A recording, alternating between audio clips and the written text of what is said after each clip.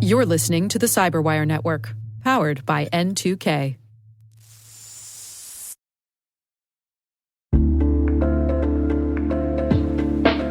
Hey everybody, I want to take a few minutes here and talk about our sponsor, Splunk.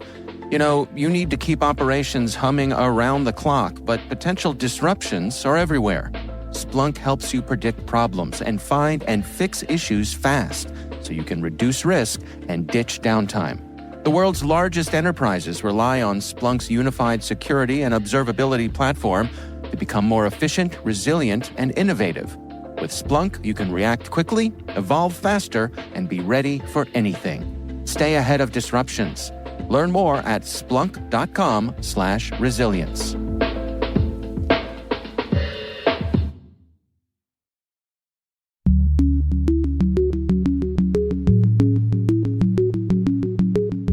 I would have to say the biggest changes started under the Trump administration with the setting up of the Space Council as well as the space policy directives. I mean, Obama did a lot as well, but what we're seeing is for the first time in years is 3 consecutive administrations working to continue the previous administration's advancement in space and policy, which is really exciting. Hello, everyone, and welcome to Caveat, the CyberWire's privacy, surveillance, law, and policy podcast. I'm Dave Bittner, and joining me is my co-host Ben Yellen from the University of Maryland Center for Health and Homeland Security. Hello, Ben. Hello, Dave. On today's show, we have a very special guest. Joining us is Bryce Kennedy, president of the Association of Commercial Space Professionals. Bryce is a space lawyer and a regular contributor to our T-Minus Daily Space podcast, right here on the N2K Podcast Network. While this show covers legal topics and Ben is a lawyer, the views expressed do not constitute legal advice. For official legal advice on any of the topics we cover, please contact your attorney.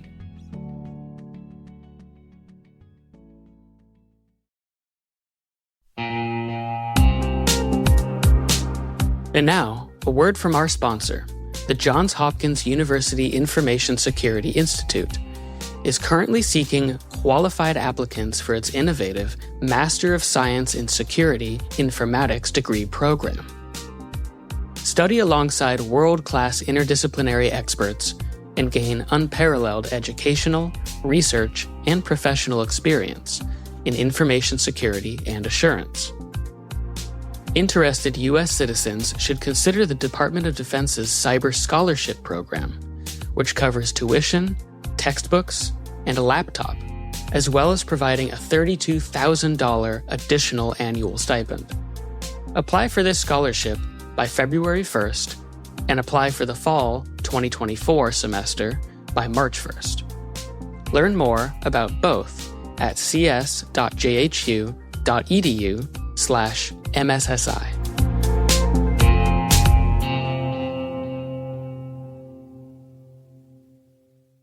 Ben, it is my pleasure to welcome to the show Bryce Kennedy. He is the president of the Association of Commercial Space Professionals. He also happens to be a space lawyer, and I know we have lots of questions to ask Mr. Kennedy. Bryce, welcome. Thank you so much. It's really good to be here. Before we dig into our questions here, and I know we have a lot of them, can you share with our audience what is your day-to-day in terms of your professional job? So I run the Association of Commercial Space Professionals. I'm president of that. And ACSP, we work to democratize access to space. And right now our focus is on regulatory training and education, advocacy, and community building. Gotcha. Well, I want to start off with sort of some basics here, kind of getting a lay of the land. I mean, it's my understanding that recently, I guess since the Biden administration, there's been a lot of change and proposals and so on and so forth for space policy in terms of like who's in charge and who has responsibility. Is that an accurate perception on my part? Yeah, definitely. I would have to say the biggest changes started under the Trump administration with the setting up of the Space Council as well as the space policy directives.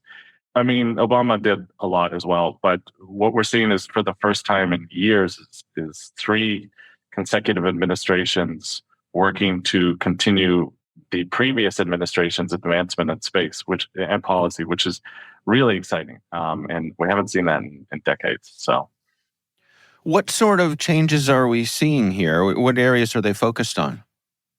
well, with the space policy directives, one of them was I can't remember which exactly it was, but they were looking for more agile regulation. And so it was like a 2-for-1 type of thing where 1-for-1, every time you put a new regulation as it pertained to space, you were supposed to remove another one, which I thought was actually a pretty good idea because a lot of the regulatory framework was pretty archaic, where there wasn't actually a lot of commercial space.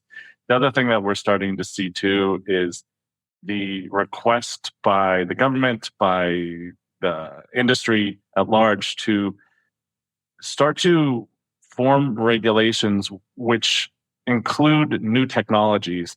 So these companies don't have to worry about emerging technologies and whether or not the regulations exist, because a lot of times, it's funny, you would not think that these companies would want a regulatory framework because they think that they might be able to work inside of a vacuum. But it turns out that it's the opposite effect. Without that regulatory framework, their tech actually oftentimes will not be approved for the license that they're seeking.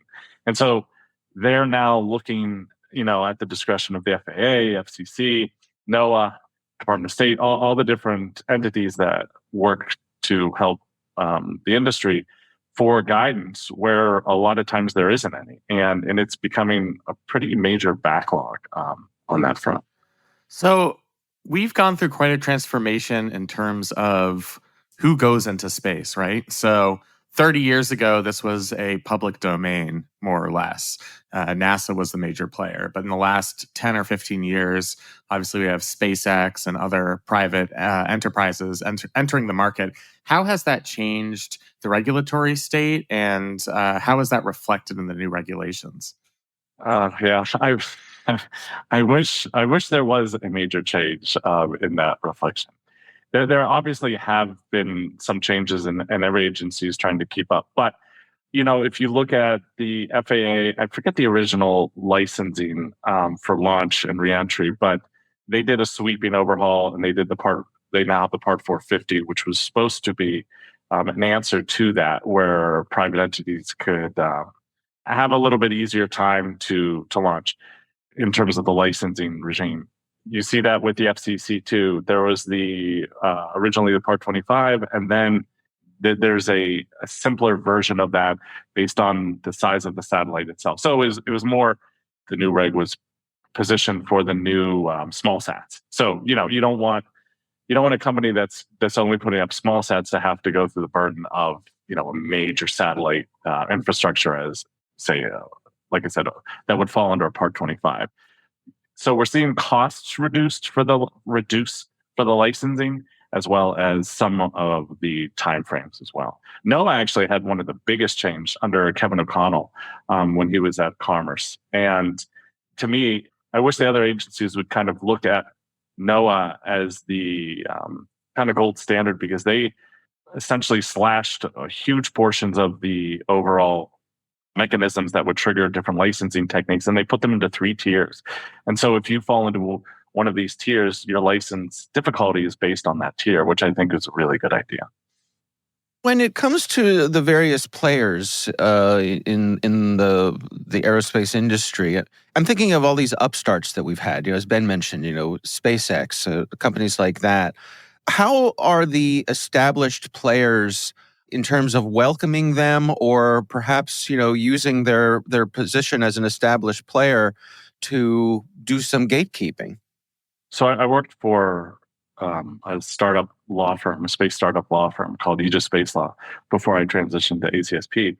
And we saw a David and Goliath type thing often with different licensing regimes, essentially with companies that are trying to do XYZ, and the big behemoths would often try to use, quote unquote, precedent or all these other different mechanisms to block them. And in the past, that has worked. But now we're seeing, again, a lot more companies that are agile, that have really good attorneys. They're starting to understand, not only with their firms themselves, but in their companies, how these regulatory systems work.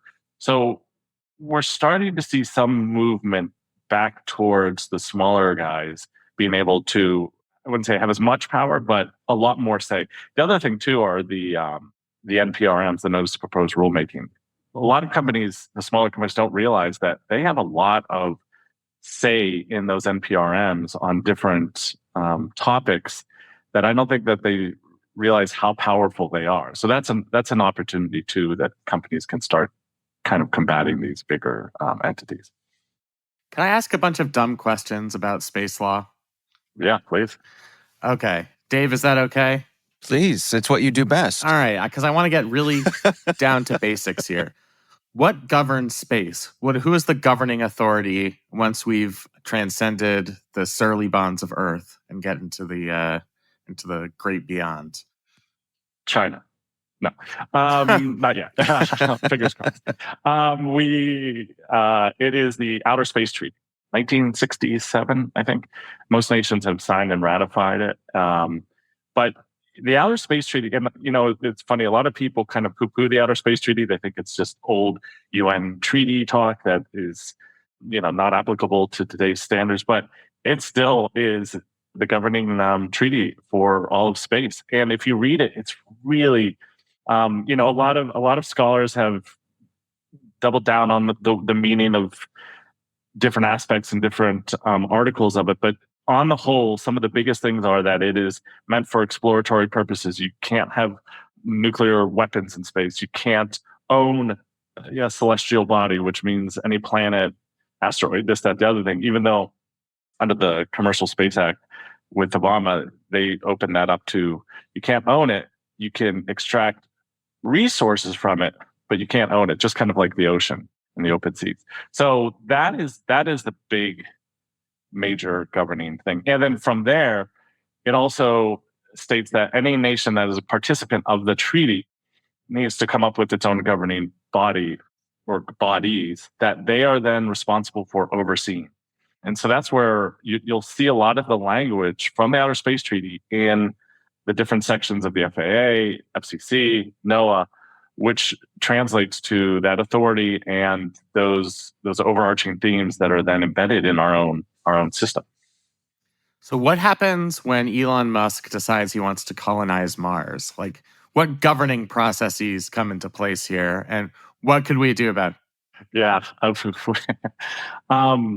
Technically, I think that would still fall under, because any company that launches from the United States, still under the Outer Space Treaty, it is seen as that country doing the thing. So the Outer Space Treaty doesn't look at the company, they look at the country. So it would then be on the US to either stop that, to, carve out another rule that says, colonization isn't claiming any property. All we're doing is we're landing there, we're putting these things. What does sovereignty really look like? Is it a time period? Is it a certain breadth of land? What is that? So that is something that it would be under the U.S. The other thing is, I don't know if there's really a body that, we have the Liability Convention that the Outer Space Treaty references as the body that you can't start bringing those things. We've seen a few accidents that almost happened that would have fallen under the Liability Convention, but I don't know exactly if we started bringing that territorial suit, what that would look like in terms of, we would like it to be the UN, but as we see now, the UN, can't really agree on too much. A little bit toothless, yeah. Yeah. By the way, I don't think Elon Musk will actually ever colonize Mars. He's totally full of it, but it's an interesting, hypothetical. You could see something that's not literally that, but still creates those sort of territorial issues. The thing is that he's full of it. There's no doubt about it. But I hate to say, what he's done with SpaceX has re-energized the entire industry in a way that we've never seen. I was listening to this podcast with this astronaut. I'm forgetting his name. He was one of the commanders of the International Space Station for a very long time. And he goes, I remember, this is kind of his, I'm paraphrasing him. He goes, I remember when we were at NASA, we would laugh Elon out of the building when he said he would have reusable and landable rockets onto pads in the ocean. We just laughed him out of the building. And he goes, and I stopped laughing the minute I saw that land the first time in the ocean. And that's the surprising thing about space is we see a lot of that still, that mindset where people are actually doing the things that, traditionally get them laughed out of the building. We're going to take a quick break, and we will have more from our guest, Bryce Kennedy, after this message.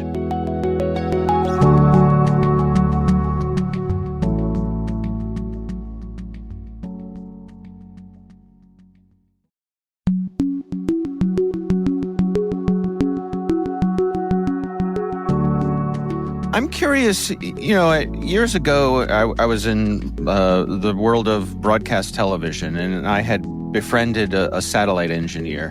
And I remember one day he and I were in master control, and he was lighting the candle, as they used to say, to send our signal up to a communications satellite. And I asked him, what is keeping you from pointing our transmitter at some other satellite and taking its signal down, just stomping on it? And he kind of looked at me quizzically and almost incredulously and said, "We're gentlemen." And I guess I'm the reason I bring up that story is that I'm curious how much of the goings on in space relies on those sorts of norms and politeness, and that it's still a domain, or is it still a domain where those sorts of things that are considered quaint in a lot of other domains now, do they still hold there?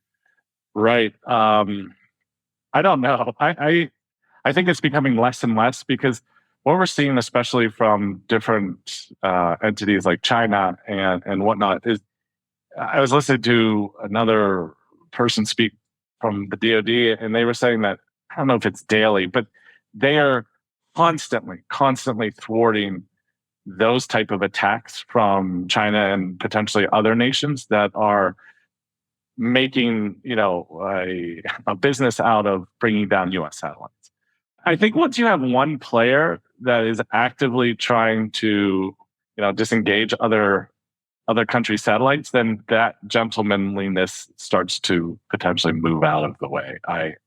Because you can only say that for so long, and then, we're seeing what China's doing. They have robotic arms coming out of the satellites as well, where they can start to reposition other countries' satellites. We have the spoof attacks from the ground. There's a bunch of stuff that we're starting to see where, I would hate for us to try to counter those or become like them. But after a certain point, once national security is at risk, I think a lot of those rules go out the window. Yeah. Ben? What do you see in the next 10 to 15 years in terms of confronting China's strength in space and how we're going to work that out diplomatically? I mean, what active steps can the U.S. take to counteract that, if we even do want to counteract that? According to what I read and understand, the way China is approaching this, which I think is really smart. If I were an enemy of the U.S., I would not do the hand-to-hand combat, not do anything visible that the U.S. citizens could see, because U.S. traditionally we're reactive in nature, and when we react, we tend to win. Some would disagree with that, but when we react, we go pretty hard at it. And so the way that China focuses on it, my father-in-law is an ex-FBI agent. He goes, China focuses on the drip while Russia focuses on the smash in terms of stealing. And they're using our own kind of socialization of reactivity against us by having this drip, which means everything that they do, whether it's cybersecurity or IP theft or satellite attacks or all these different things, the U.S. can't see. And so there's not a whole lot of a strong reaction. There are some people obviously pounding the war drums, but for the most part, we don't see it from the citizens at large, I don't think. And so I think the thing that the U.S. could do to really strengthen this is start to move away from the let's have troops on the ground. I was talking to another crew at Los Alamos, and they're like, oh yeah, we're training for drone warfare on the ground and all this other stuff. Well, the way China's doing it is like, well, we don't even need to worry about drone warfare because we're going to attack your platform that controls the drones. So we're not even going to let your drones get off the ground.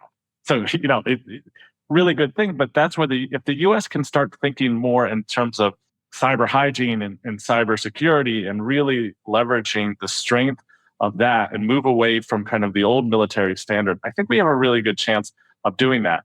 The other thing is I really, really believe in the Artemis Accords. I think having the Artemis Accords where we have a bunch of nations agree to a set of standards, it's not a treaty, it's not legally binding, but the more and more we start having countries believe in this overall mission that the U.S. just put out there, it's not leading. We're just, we're kind of holding the container, but anyone can, grow the way that they like.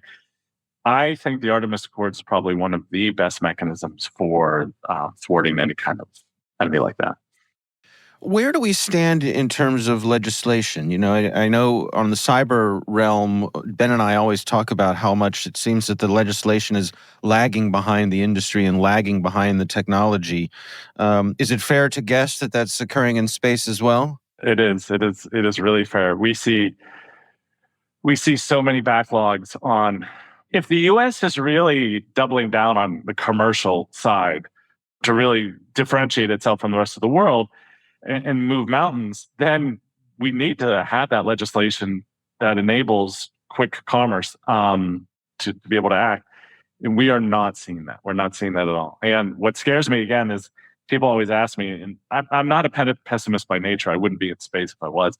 But I still think it's like, what's it going to take? And anytime I've ever seen really massive change, it's always been a disaster, a war, something that has, again, allowed the U.S. to react in a way that kind of woke them up and moved quickly, for better or for worse. So that is, that's kind of where I think we're heading.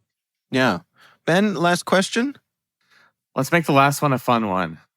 We've had a few hearings about UFOs in the United States Congress. The videos are somewhat compelling. Are you a believer? Let me say this. I'll say this. I think, based on the evidence and starting to see, especially with the James Webb Telescope, the sheer immensity and vastness of space that we have no idea. Like it's even hard to comprehend that we are the only organism out there. There is a potential for life out there. It's kind of silly to think that there isn't. For me. Yeah. All right. Well, Bryce Kennedy is president of the Association of Commercial Space Professionals. Bryce, thank you so much for taking the time for us. We really appreciate it. Yeah, thank you for having me.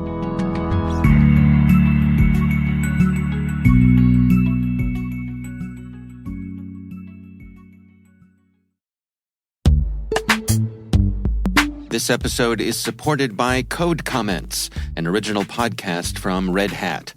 Be honest, do you comment your code? When you're working on a project and you leave behind a small note in the code, a code comment, to help others learn what isn't clear in the code. Sometimes we leave comments for other people. Sometimes we leave comments for ourselves, a type of breadcrumbs. There's a lot of work required to bring a project from purchase to production, and the documentation doesn't always cover changing team dynamics. So the Code Comments podcast, which is hosted by Jamie Parker, he's a Red Hatter and an experienced engineer. In every episode, Jamie recounts the stories of experienced technologists from all across the industry who share what they've learned from implementing new technology. So if you're interested in real stories from real people going through real change, check out the Code Comments podcast. You can search for Code Comments in your podcast player. We'll also include a link in the show notes. My thanks to Code Comments for their support.